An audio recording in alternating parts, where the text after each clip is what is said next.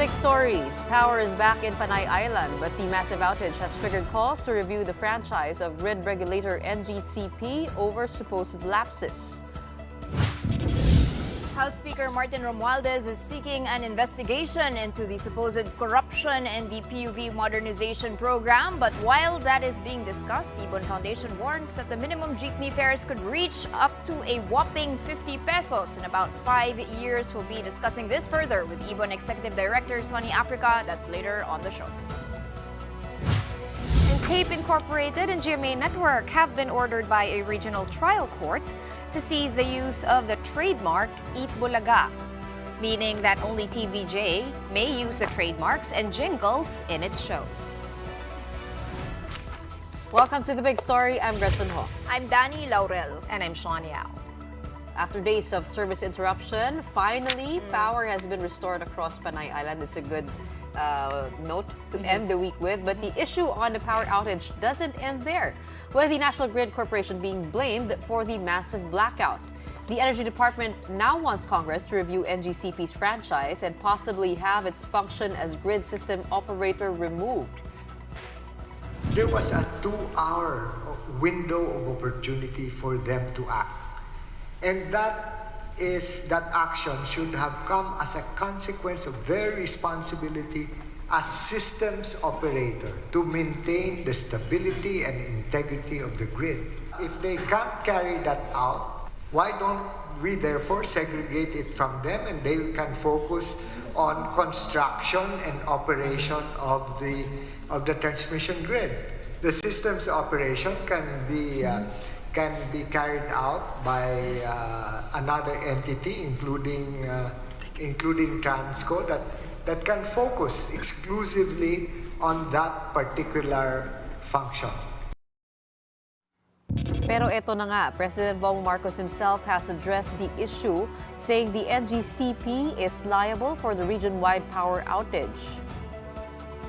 While power has been restored, the situation has caused significant hardship to our people, crippling businesses, compromising livelihoods, and endangering those in need of healthcare. Napakalaki ang nagiging lugi ng lahat ng mga negosyo sa Panay Island area, sa coverage area ng mga naging brownout. Accountability lies with the NGCP.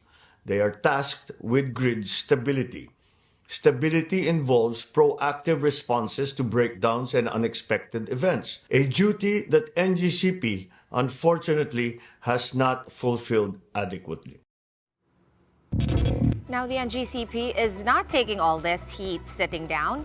In a statement, NGCP says their mandate is confined to the transmission of power from producers to grid-connected areas of the country. The grid operator also insisted that critics are blaming them for problems caused by the unplanned shutdowns of power generators.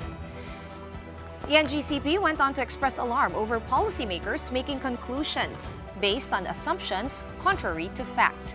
The corporation ended their statement by refuting allegations that they failed in their mandate to stabilize the transmission system.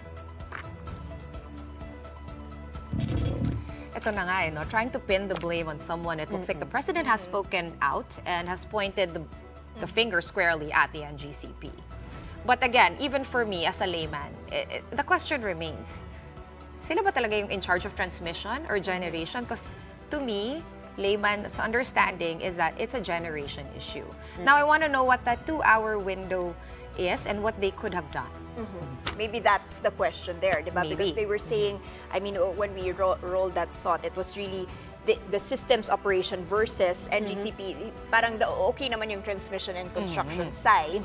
It's really that part, that 2-hour window where they could have done more. Rather But than, also, is it their fault remember, when you were constructing? saying yesterday, yung phase 3, hindi pa natatapos. So, Correct. meron din TRO dun sa grid that could have solved this or could have prevented it in the first place. Or could have helped the NGCP to finish construction and stick to their timeline of Yun. deliverables. So, ngayon, sino naman ang responsible doon? ayun na nga, Well, di ba? according to our interview last night, diba, with Iloilo Gov, our third defensor, he did mention that undelivered commitments that may have also been, a function of that. That was the phase 3 of the Cebu-Negros Panay interconnection project. You've also got the DOE saying delayed yung implementation. Ilang beses na daw na-move yun. It was supposed to So, be yan, done by NGCP na naman. 2020. But right-of-way issues, again, this is like a common problem around the country. Tama. Not just for grid, for the national grid, but for a lot of things. Yung skyway, Tama. di ba? Roads, kung ano-anong So, may infrastructure. TRO na Galing in sa order Supreme Court. ang Supreme Court para dyan. And Okay. it was That they it is couldn't have expected pushed it. to be done by first quarter of 2024. Dapat by March. Yun na yung pinakabagong timeline. And according to Iloilo Governor Defensor, sabi niya as far as he knows, tuloy naman daw yung deliverable by the end of March. You also have at least one senator looking naman at the power generators, as you mentioned. No? So he's mentioning two. You've got Panay Energy Development Corporation and Palm Concepcion Power Corporation. He's asking them to explain in detail, at least from the generation side, why there were these unplanned outages, shutdowns there. And now going back, of course, to the Energy Department's call to strip the NGCP off of its function as system operator, at least look into it, no? This is what they had to say. There are many arguments to say, pero hindi, in our opinion, hindi siya magiging efficient kung ihiwalay yung system operations. Kasi essential yan sa pagpapatakbo ng isang transmission system. Magkasama yan, yung physical maintenance and operation of the transmission grid, as well as the trafficking and management of the power that flows in that physical asset. Now, with the NGCP's back against the wall, how can this affect power generation and system operations in Western Visayas, as well as the rest of the Philippines moving forward? We'll ask that question to Department of Energy Undersecretary Sharon Garin, who joins us tonight via Zoom. Usec Garin, good evening. Thank you so much for your time. Good evening. I'm sorry, I'm just in transit, but yeah, I'm trying my best to be with you guys. But All good right, evening, we appreciate everyone, that. and Happy New Year. All right, so okay, there's so many questions and so many finger pointing, so much finger pointing going on. But let's go first to Energy Secretary Lotilia's statement saying that there was a 2-hour window where the NGCP could have done something. Can you laymanize that for us, Usec? Alright. Anong pwedeng gawin ng grid operator? Okay, so NGCP as a national grid corporation has two functions. Let's not forget that. Two functions meaning they're supposed to construct all the towers, stringing yan, the infrastructure side. That's what we call the grid. So they're supposed to construct that, but they also have another function, which is the system operator. What's a system operator? It's like the one who's the director in a show. Like they would say, generator, you should come in now because we need more power, or increase your production or decrease your production. Or he can say the electric cooperative, we need to shred off some power because we don't have enough, or we need to stabilize the grid. So ang system operator is actually the one who directs everyone how to act and how much power to come in, how much power should get out. So that is one function that is really, really important on the part of NGCP. So when yung they say- sinasabi ni Secretary, it's not a question of like if the grid is still there. It's a question of what did you do during those 2 hours nung nangyari nag-unplanned outage yung isang power plant. What did you do in the 2 hours? Kasi 2 hours after the outage, nag-simultaneous, mga 7 power plants turned off automatically. Alright, so pag sinasabi ng NGCP, Usec, na yung mandato nila is confined to transmission of power, is that wrong? Is that misleading? Maybe the one who answered that doesn't know what the franchise is of NGCP. And I'm sure all the engineers and all the technicians in NGCP knows that they are both the grid and the system operator. A system operator is supposed to be the one who's working hard to make sure that we have a stable grid. Na yung kuryente doesn't go up and down. You know, if there's a problem there, they need to regulate that and make sure that it's steady. Because otherwise, the quality of our electricity won't be good enough for our households. Dalawa yung responsibility niyan. Just have them we can go back to that person and tell them to go back to the franchise that was given by Congress, in which they asked for monopoly on the grid of the whole country. You have Sec Lotilla calling for a franchise review, which he actually specifically mentioned these two functions, no, and saying perhaps they can keep one of the functions, which is the building of the transmission lines, but not necessarily, as you mentioned, being the director when something happens. What does that mean in practice? Can these functions be split with the existing franchise that they have? And is there a real risk for this franchise?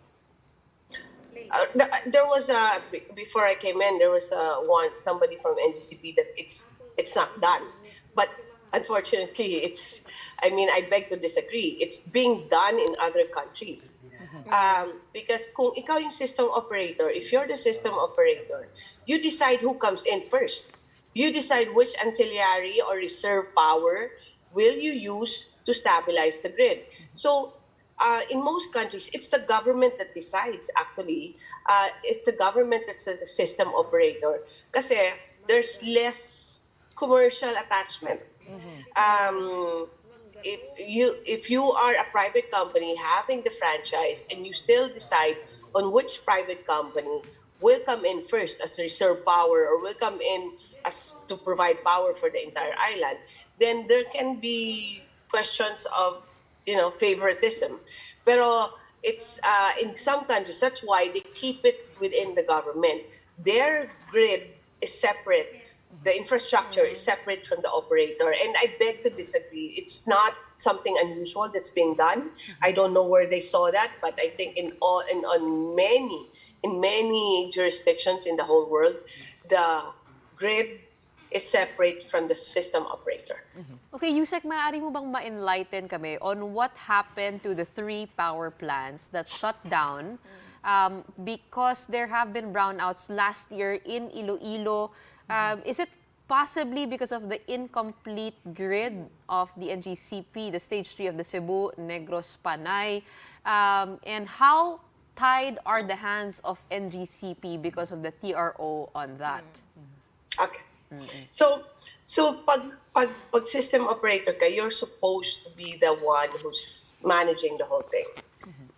It's not something that's an imposition on NGCP because they asked for it. They wanted a monopoly as a national grid corporation on the transmission aspect of the industry. So hindi po yan something that is being imposed on them. They knew that right from the start, and they're doing that. They decide which would be the generation companies, how much power we will need. What they're saying is that because did you say that because they have TROs and permitting problems? Is that so? Is that correct? Correct, Usec. There have been TROs issued against the completion of the backbones, the Panay. Okay.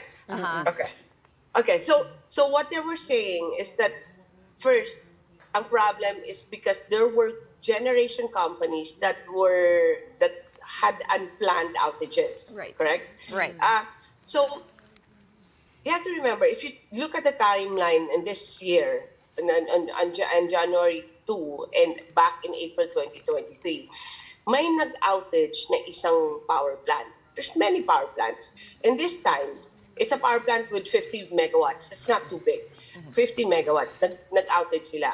So after 2 hours, nag-simultaneous tripping ang mga 7 generation power plants. What does that mean? No? Parang automatic lang siya, nag-shutdown siya. There are only 2 reasons why there is a tripping. That's what they call. Pag nag-outage siya, tripping yung tawag nila. One side would be the generation side. The generation has a problem. They need to. There's something wrong with their power plant, or they need to maintain it. So they remove themselves from the grid para as a protection. Now, a second reason why there's an outage or there's a tripping would be because the grid is unstable. Kasi if the generation keeps on putting power into the grid, it's not stable, then it might cause bigger damage. So there's two reasons, the generation side and the transmission side. Kaya lang, ang nangyari kasi, we haven't done the entire investigation yet. Pero if there is a simultaneous tripping of 7 power plants, region-wide, island-wide, there is something wrong with the grid. Kasi as a protection, hindi kaya ng grid tumanggap ng power from those 7 power plants. It's not the cause of the instability. It's the effect of the instability of the grid. Baliktad eh. Right. So in Baliktad this siya. case, Hindi siya nag-trip dahil hindi siya umalis dahil nasira siya. Natanggal siya dahil may problema sa grid. may problema sa grid, tapos kumalas, no, yung connection. Kumalas siya, tama. Okay, so in that case, we can rule out, safe to say, kahit hindi pa tapos yung investigasyon, it's not looking, kumbaga, likely na it's a collusion issue. Kasi normally, kung may mga unplanned shutdowns, more than one plant, ang usual na suspect dyan, di ba, is collusion between ganito, Correct. ganyan. Yeah, So in this case, why would pito, sabay-sabay, it's a little bit weird. Why would they voluntarily remove themselves? It's money for them anyway, di ba?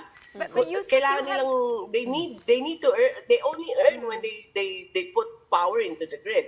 And then the second issue was that TRO and the permitting problem. Now I don't have enough time to explain what we have been doing. I've been going around the country talking to the governors, Governor Garcia, also Bataan, also in Batangas, in Cavite, and all over the country, just to fix all the permitting problems. And if we talk about Cebu Negros Panay issue on the transmission, when we had the transmission committee meeting last month, we checked on NGCP, and I asked, what else do you need there so we can finish this as soon as possible? We don't have any right-of-way issues anymore. We don't have any more permitting issues. The ball is in our court. It's a construction issue. Let's not use the permitting and the right-of-way issues as an excuse. Na? Hindi yan rason eh. It's an excuse. Because we have checked. We have had people from NEA go to the field and check if there are right-of-way issues. Sabi nila wala. But if there are, we even call Supreme Court for help. We call the Supreme Court to say there's a project of national significance dyan ng NGCP. Can we hasten the procedure for right-of-way? And they have done that. So that is why by today there are no problems anymore in Cebu Negros Panay. And why still not up? Because they are saying na March pa matatapos ulit. It's been delayed for 7 times already. It's because they cannot construct fast enough. But all the while, they are already charging in some of their projects, despite the fact that it's not finished. Usec, from a practical perspective, is taking away their franchise going to improve the power situation? I don't know. If we give it to a better, I mean, is there a better solution that the DOE if not, has then I in don't know mind? if it's worth transferring. Let me just say that we just need, first of all, we need to improve what we have because the penalties are too small. It's insignificant that even if you impose penalties, sanction them, it's 5 million pesos. That's nothing for NGCP. There's no control. NGCP does not recognize DOE as a regulator. It only recognizes ERC. Whatever action we have, we get a TRO.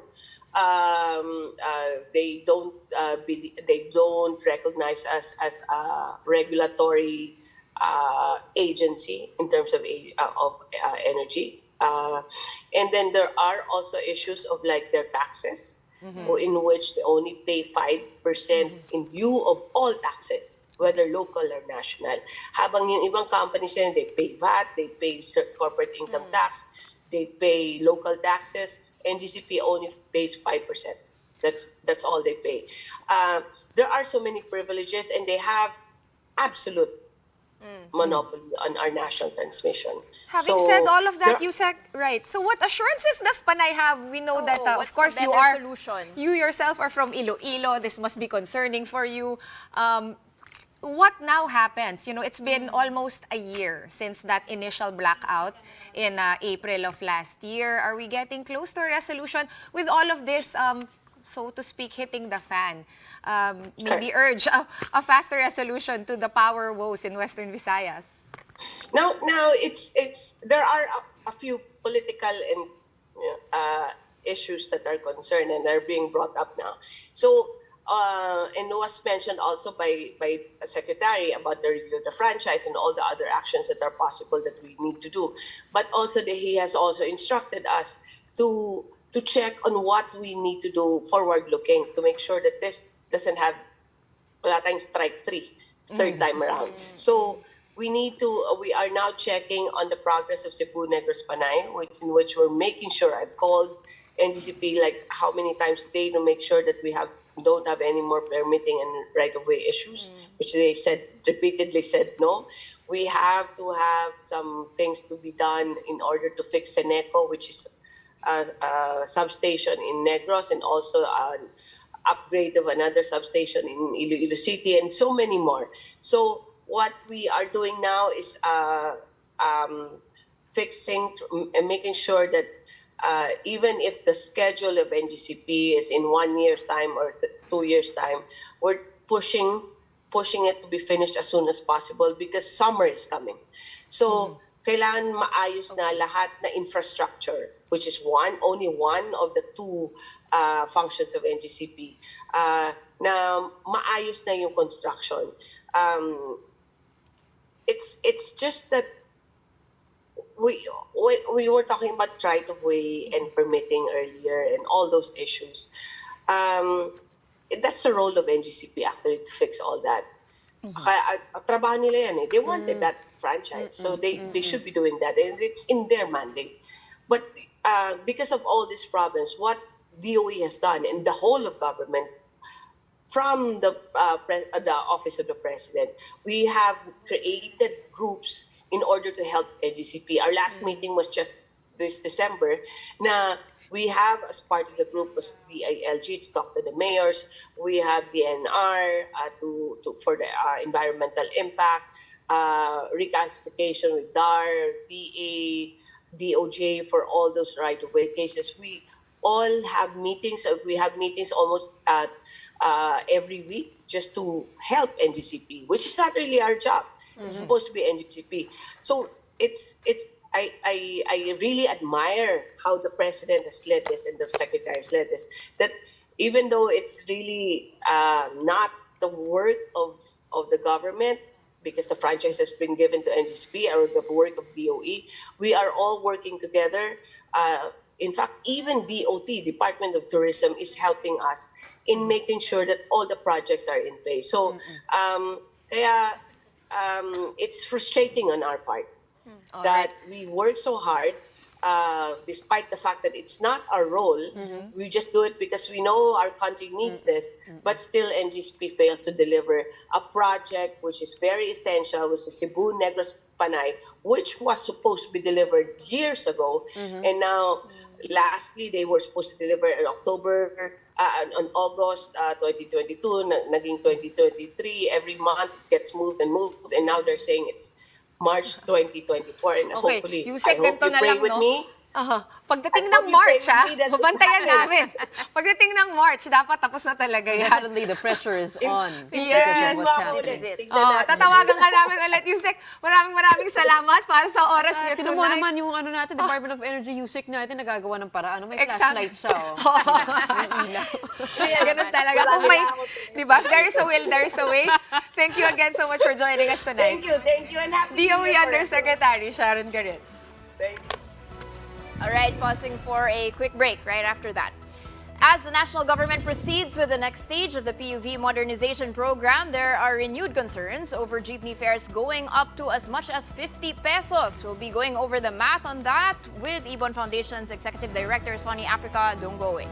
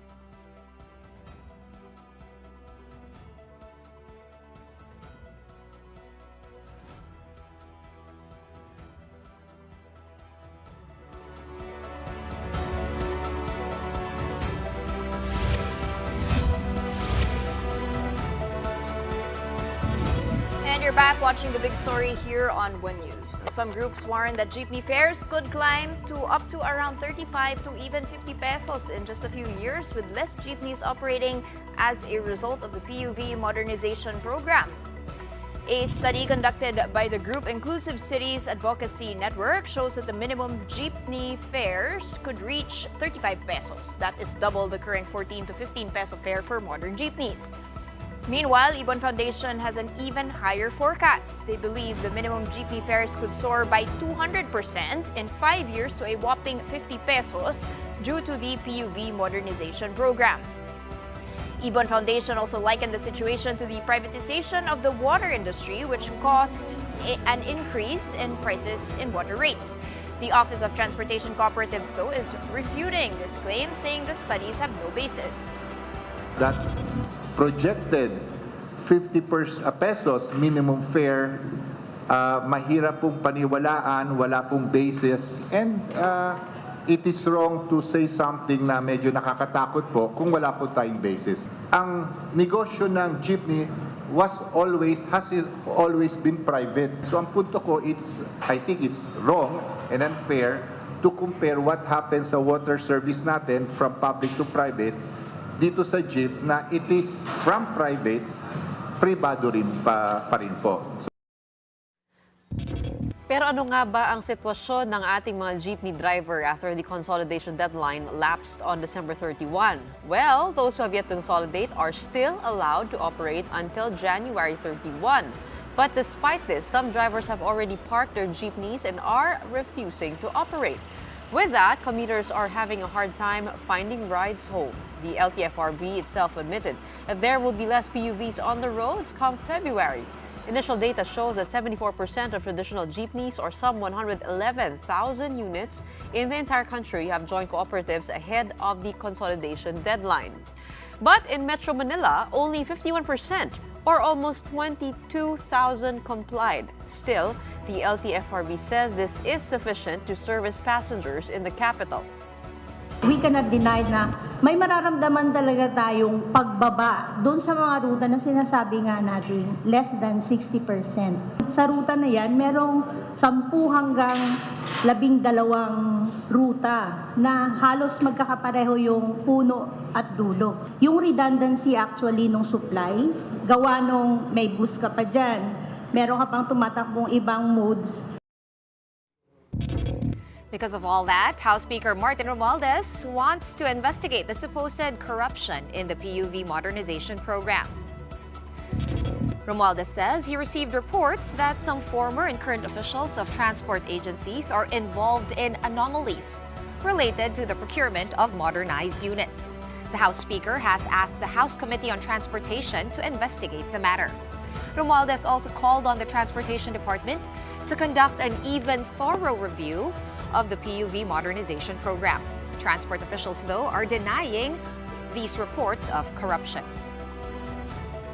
Wala pong katotohanan because first of all, nagkaroon na nga ng accusations at wala po nangyari sa katotohanan. But definitely, again, we will be there and we will hear para malaman po natin kung may bago po ba or meron po ba mga konkreto or sa mga accusations po. But rest assured, nandun po kami. So just how possible is it for the minimum fare to reach up to 50 pesos in just a few years? We have with us on the program Ibon Foundation Executive Director Sonny Africa to tell us more about the recent study. Sir, 50 pesos fare in a few years, wala raw basis ito according to the Transportation Department. Your reaction to that, and please give us your own basis for this research. Well, to be clear, that 50 is the worst case over so many years. When we were interviewed on that a couple of days ago, we mentioned the range of possibly 40 pesos and above after the 5th year. So parang to clarify lang, we didn't say na upon modernization, halimbawa with the forcing it in February, we didn't say it would be 50 pesos, but we did say it would increase to 40 pesos or more by our estimation after the 5th year. Pero after make a quick reaction lang to Chair Ortega's comment na it's private pa naman now, and it's going to be private then under modernization, so it's the same setup. Medyo it's kind of a bit dissembling kasi they should accept the reason fares are so cheap now is because there are such low barriers to entry and there are jeepney drivers, operators willing to live off 400, 500, 600 pesos a day. With the so-called modernization, you shift from these individual informal sector drivers and operators to a cooperative or especially a corporate setup. It changes the dynamic na Nagkakaroon ng return, the demands about the return on investment. There's a big question about they have to earn a return on the routes they're using up to a certain point, because if they don't, they might as well put their financing capital elsewhere. So I think I have to disagree strongly with the statement na hindi, pareho lang naman dati at pareho ngayon. Ang dapat sinabi ni Chair Ortega, the reason it's so cheap now is because it's so easy for an individual driver operator to come in and accept lower pay, which completely changes kapag may modernization because the jeeps are more expensive, the requirements are much higher, the barriers to entry of small operators nawawala na, minimum na nga 15 na. So actually, medyo that argument doesn't hold water, and I think it's a bit unfair kasi hindi pareho lang yan, so pareho lang yung presyo. Last point, notice, they're not making their own estimates kasi they know in their heart of hearts mahal talaga yung fares. I mean, they just kind of I think parang creating a straw man in 50 pesos. Like I said, we never said maging 50 pesos upon modernization. That's our worst case in many years to come. Naalala ko yung point na yan. So they're raising the specter of 50 pesos as if it's a straw man para madali i-counter argument. But one argument they won't be able to counter is that definitely when modernization runs to the next 3 to 5 years, definitely there will be higher fares. In all likelihood, there will also be lesser routes. Mr. Sonny, hindi ba nakakatulong yung economies of scale? Because kung private na rin yung jeep now, and private pa rin siya, but you have cooperatives that will help each other, support each other, and plus you have new types of vehicles that will save up on gas. Because I was reading also an article the other day, sinasabi dito, hindi na nakakommunicate ng maayos na mas malaki yung kikitain ng mga jeepney drivers. Parang it will go up to 400%. Doesn't that quite offset the capital investments being made? Kasi kumbaga, mas marami yung capacity, mas marami yung pasahero, mas maraming savings, may economies of scale ka pa. Sige, I'll work backwards sa communication point muna. It's hard to communicate something that's not going to happen. So if the promise is for jeepney drivers, small operators and drivers now, promise things are going to be better for you under the modernized setup. Lalo na kung mag-cooperative kayo kasi one member, one vote, profit sharing, all of that. May experience din drivers and operators natin of in the current private setup of cooperatives. At nakita nila, it hasn't been working out for them. It's super varies per route. It varies so much per route, how much traffic it is, gaano kalayo, ang daming variables. Pero clearly, from the concrete experience of so many drivers and operators, they don't see an additional gain to go into a cooperative. Much worse, they actually see na they could be much worse off. They won't give the salaries promised. Yung profit sharing won't happen, the control over their time to do other things nawawala doon. So I think yung hindi na siya communication problem kasi may experience na yung mga drivers and operators in the current private setup with cooperatives. Pero Sir Sonny, allow me to be the devil's advocate here, no? Okay lang. Hindi ba tayo parang napaka-anti-development naman if we want them to stay in such informal arrangements? Kumbaga hanggang dyan na lang ba talaga ang mga manong driver natin? Hindi ba? I mean, you can also see it from the other side na parang hindi pa naman natin alam anong magyayari. Let's say matuloy yung plano, matuloy yung vision. As early as now, is it fair to say na this is really against the development or yung pag-asenso ng mga drivers natin, as well as the riding public, of course. Yeah. Can I fork in na rin yung answer about the economies of scale doon? Sure. Kasi we do agree. There is a problem now with the current setup in the sense na it is super informal talaga. I mean, even the LTFRB will admit it's so hard to get an estimate how much actually it costs to set up your own operation. Kasi ang daming variations. Basta, ang daming permutations yan per LGU, per G, per route, etc. So it's super informal. Actually, you can actually argue it's an ultra-free market. Apart from the price setting ng fares, it's an ultra-free market. Sino man handa in a particular route to just earn so much, papasok sila. Those who can actually want to earn more, hindi papasok doon. So in that sense, ultra-free market yung current setup. But also ultra-anarchic kasi nga, napaka-individualized. So we agree. We all want the motherhoods, safe transport, accessible transport, clean transport, more comfortable transport. But also, we want more affordable transport. Kasi hindi ba materialize other things yan for commuters if it's too expensive? And that's where the rub is. Kasi yung direction from the super informal setup right now, if it's turned over to small corporate revenue, profit-oriented, return investment-oriented entities, low earning routes, tatanggalin nila yan. Or kung maintain nila, magtataas ng fares to cross-subsidize. So that's going to happen. Yung tamang direction should be, the government should step in to subsidize that modernization. Kasi that's the bottom line. If you want the better transport system, better vehicles, better organizational setup, better route planning, it needs resources. And if you turn it to the private sector to generate those resources, the private sector will provide those resources kung may profit premium sa kanila, which will make all the routes more expensive. And totoo may economies of scale, but we also have to remember, these economies of scale don't reside in a corporate setup. They can also be achieved in a more public-centered, LGU-oriented, or municipal-led public setup. So we'd argue, if you really want the really cheap public transport that's safe, clean, accessible, convenient, and even the missionary routes, we argue the government has to spend more for that. And last point, I just did a quick check habang nagsasalita si Usec Sharon kanina. PUV modernization in the 2024 budget only has 1.6 billion. So that's a problem kasi with all the pangako, we're going to subsidize 280,000 pesos per jeep. 1.6 billion will subsidize maybe 4 or mga 5 or 6,000 jeeps lang. So medyo the government's promising a subsidy only to those on the margins na siguro pinakamaingay. But in the end, it is going to be a profit-oriented, corporate-driven kind of modernization. Right. So nothing against modernization per se or even cooperative system, more on need for more subsidies from the government if we don't want the fares to increase, as you mentioned. Thank you so much for your time today, Someone has sir. to pay for it. It shouldn't be the commuter. Yan ang bottom line namin. It should be the commuter, Fair. not the drivers and operators. Saka nagbabayad din naman tayo ng taxes, so pupunta rin naman dun sa atin. All right, thank you so much, Ibon Foundation Executive Director, Sonny Africa. Okay. All right, break ulit tayo. Right after that, we have 4 days to go before the Feast of the Black Nazarene.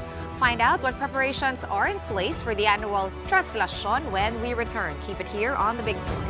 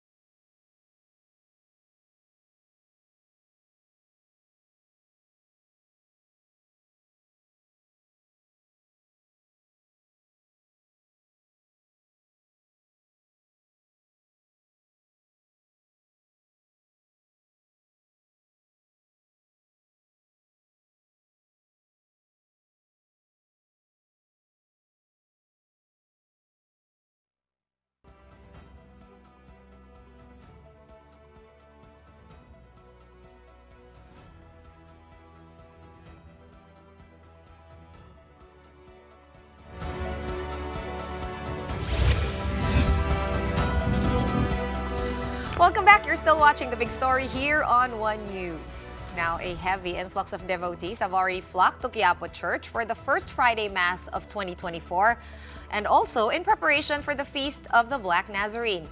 Kamustahin natin ang sitwasyon doon. Andoon si JC Cosico para ihatid sa atin ang detalye. JC, what do you have for us? Sean, that's right. As you can see, dagsa na nga yung mga tao dito nga yan sa Quiapo Church. As of 4 p.m., umabot na nga sa higit 80,000 yung mga nagpunta rito sa simbahan. Since early morning until late afternoon, the arrival of devotees at Quiapo Church in Manila showed no signs of waning ahead of the Mass this first Friday of 2024. Devotees lined up along the length of Villalobos Street to enter the Quiapo Church, which was also filled with worshippers. Some of them were even carrying replicas of the Black Nazarene. Among those who were able to enter the church is 73-year-old Aling Anita. Even in a wheelchair and struggling to walk after a mild stroke, Aling Anita still insisted on attending the church service. Ngayon lang kasi ako napasok, ilang taon na. Papasalamat ako kay Lord. Hindi niya pa ako kinukuha. Hindi niya ako pinababayaran at hindi pinababayaran mga anak ko. Kaya malaki ang utang na loob namin sa Kanya. Sana wag niya kaming pabayaan. The first Friday Mass is also considered a dry run with the Quiapo Church for the actual day of the feast on January 9. They have also begun implementing the one-entry, multiple-exit policy at Quiapo Church due to the influx of people. Yung daloy, kung saan lang papasok at lalabas, yung pong mga pinapatupad natin na bawal ang sombrero, ang hoodie, ang payong, yan po ay atin na pong sinisimulan po ngayong araw na ito. But even before that, organizers are preparing as well at the Garin Grandstand for the upcoming kissing of the Black Nazarene starting Saturday at 7 in the evening. Orange barriers and fences for the queue of people are already in place. But according to the Catholic Church leadership, the actual kissing of the Black Nazarene is still not allowed. It can only be wiped with the use of handkerchiefs or cloth. At yung pong inyong sarili namang tuwalya o bimpo ay maaari nyo rin pong halikan bilang tanda rin po ng kaligtasan, pag-iingat natin sa ating kalusugan. Sean, amid the influx of devotees, the Catholic Church hopes that this will become a daily thing, not just on the day of the feast itself. And beyond prayers and vows, it should be accompanied by actions. The last Mass here at the Catholic Church was until 8 o'clock in the evening. Back to you. Thanks so much for that, JC Cosico. And now, here to give us some tips for those planning to head on over to the translation activities over the next few days. Joining us live in the studio is safety and crowd management expert Martin Aguda. Good evening. Welcome to The Big Story. Hi, good evening. Okay, eto na naman tayo. Okay. Time of the year. You mentioned to us off-cam that you study the translation and the kind of crowds that they have. So Yeah. what did you find? Well, in crowd management, we're talking here of 4 C's, 4-letter C's. First is the crowd density. Gaano kakapal yung crowd, gaano karami can occupy a space. The crowd dynamics, ano yung magpapagalaw sa crowd, the communication, and the collective behaviors. First, in a crowd, the usual standing crowd is one square meter is at least 3 persons. Okay, the critical crowd density is 7 persons per square meter. So pag 7 persons per square meter, that is prone to a stampede. So wala ka ng control dyan. If you get pushed, okay, you can get trampled. You can be lifted out of your shoes and you have no control. Okay, pagka you have a critical crowd density, the next that will make it dangerous is a movement. That is crowd dynamics. What will make a crowd move? In the case of the translation, the crowd is moving and not static compared to a concert. Correct. Right? All right. So They are moving along with the imahen of the Nazareno. because that is a procession. Correct. But we can say that nasa crowd density na sinasabi ko na nasa 7 Critical. yan eh. Or I think even parang more. Yes. I think it's more than 7 per square meter. Yes. Oo. So bakit hindi tayo nagkakaroon ng mga trahedya? Okay. Ordinarily, a 7 persons per square meter crowd density plus a movement, okay, that will lead to a crowd crash or stampede. Okay. Correct. However, people are aware of those. No? They are prepared physically. Alam nila yung galawan nila. Meron silang sariling choreography. That's why several years back, I mentioned this to media and then they coined this, and I coined this terminology. It's a choreographed craze.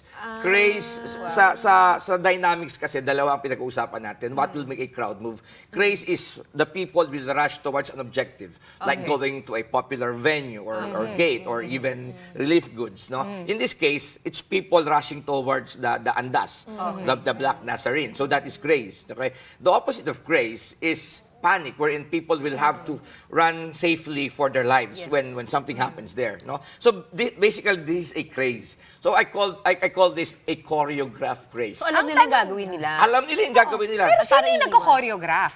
Alam mo yun? Martin, kasi, I mean, wala namang bulletin or kahit na sa amin sa media, wala namang press release na sinasabi, oh, ganito lang yung galaw, ganito kalaki yung hakbang.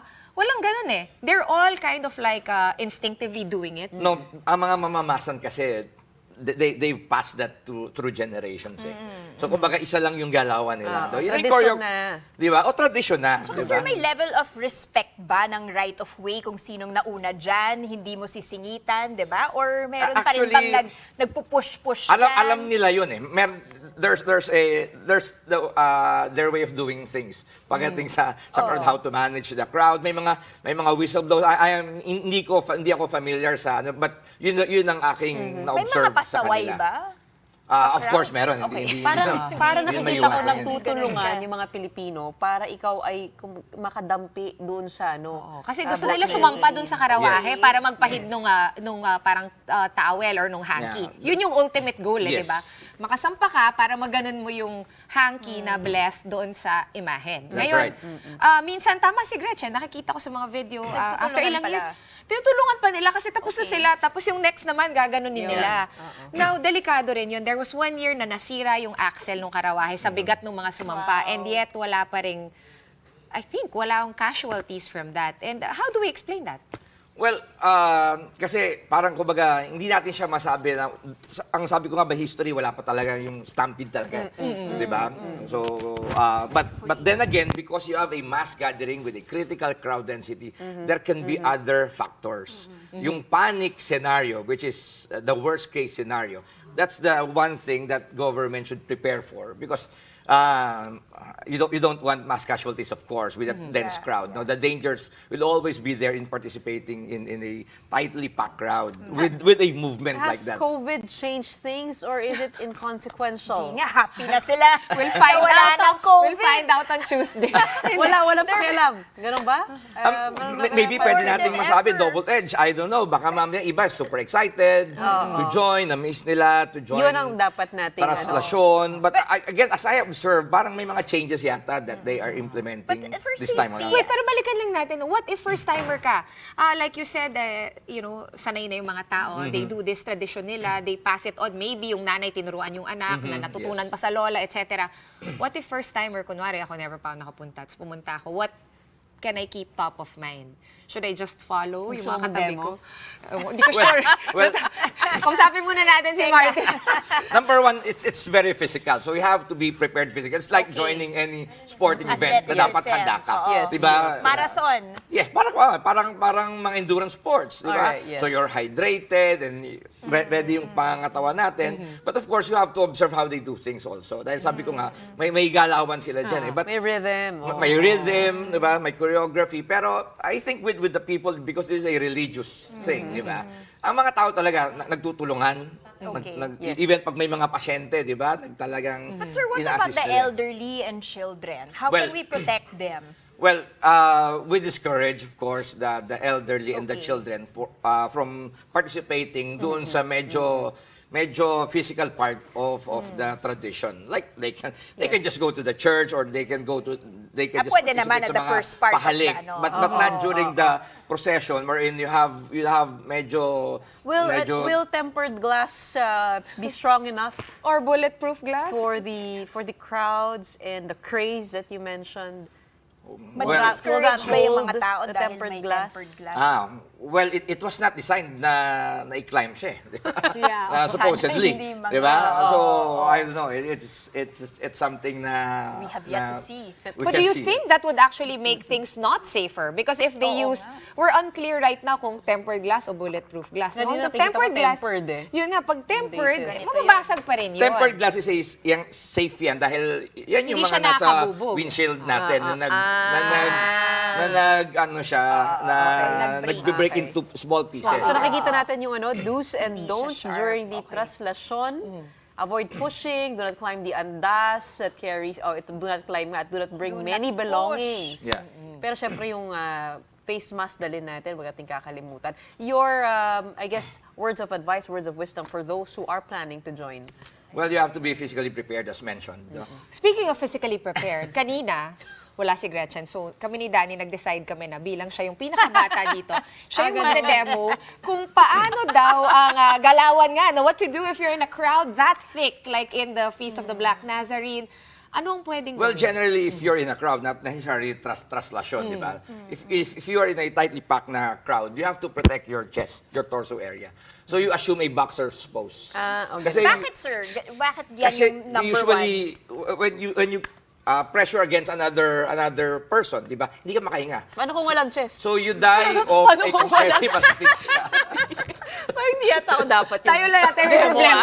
Kayo na mag-demo nito. Yes, you have to assure that pose. Okay. So yung pwede mong i-push yung para maprotektahan din, di ba? Yung parang may shock absorber ka sa But harap you don't mo. push. You don't push. Pero just in case na brace. naipit ka na. Brace. For the breathing. Yeah, and you can push forward para hindi ka Dito, para pagka ganyan, kung pagka naka-straight ka lang, di ba? Your torso can be press against another person's chest, Interesting. di ba? Dun yung asphyxia. So, yeah. Okay, so number to one. prevent that, so you can breathe, tapos meron kang unting space, boxer's pose to protect Paano kung also your medyo person. short kayo in terms of height? How do you get breathing air? Hala. Mahirap yata. Well, again, ganun pa rin. And talagang, Ganon pa rin. Taasan mo Kasi yung... kailangan ng air sa taas. Patulog. pero kung talagang masikip and you feel that unsafe, you have to get out of the crowd. No? Okay. Kaya hahanap ka na ng exit out mo talaga. Gaya na sabi mo, lahat naman kasi pa ganun. Pwede kang kabila. Kumbaga, Yeah. pahalang na lang, no? Exit, kumbaga, perpendicular to the direction of the crowd. Gusto ko lang sabihin na crowds are deaf and blind, no? So, hindi nakikita nung nasa likod yung nangyayari sa harap. Yan yung nangyayari sa mga crowd crash and stampedes. May tatanong ako, paano nagsi-CR yung mga tao sa ganyan? I don't know. Ay! I'm always curious. Okay, well, Martin, Alam maraming ko may salamat. dala-dala sila, the diaper. Diaper or supot, ganun, no? Ready sila basta. Ready yan. Okay, maraming salamat sa pag-share ng tips. I think this is a really interest. Never ko to naisip kasi normally ganito ko pag crowded. Ganito Or kayo. nakaganto Nakaganto na ko. lang. Pati Nakaganto. side protected yan. Yeah, kasi natatakot talaga ako. Ayoko ng crowds. Oo. Ayun. Watch na lang virtually. Right, maraming salamat for all the tips and ingat-ingat lang next week, no? Safety and crowd management expert Martin Aguda. Alright, before we say goodbye, may oras pa. Meron pa pala. Meron pa. Our big picture for tonight. Okay, big news for Tito Vic and Joey. TVJ has emerged triumphant in their legal battle over copyright infringement and unfair competition against Tape Incorporated and GMA 7. In a decision dated December 22, 2023, which was received by TVJ's legal representatives from Divina Law just today, the Regional Trial Court Branch 273 of Marikina City ruled in favor of TVJ's complaint against Tape. Consequently, Tape and GMA are no longer allowed to use in their shows the trademark names EB and Eat Bulaga, as well as the Eat Bulaga jingle. That said, TVJ is now permitted to incorporate the trademarks and jingles in their own shows. Nakikinig ako kanina ng FTL. Sinasabi, ang difference nito, yung injunction granted, allows them to use it kahit may petition pa. Hindi katulad ng TRO parang teka lang. Wait for the Wait decision muna, before, wala pa. Pero ito, na. pwede na nilang gamitin bukas na bukas din. There you go. Alright, having said that, aabangan na lang natin kung gagamitin nga ba nila bukas na bukas. But for tonight, that's it for the big story. We are One News, all sides, all the time. Thanks for tuning in. Stay safe. Happy weekend! And have a good night. Woot! Friday.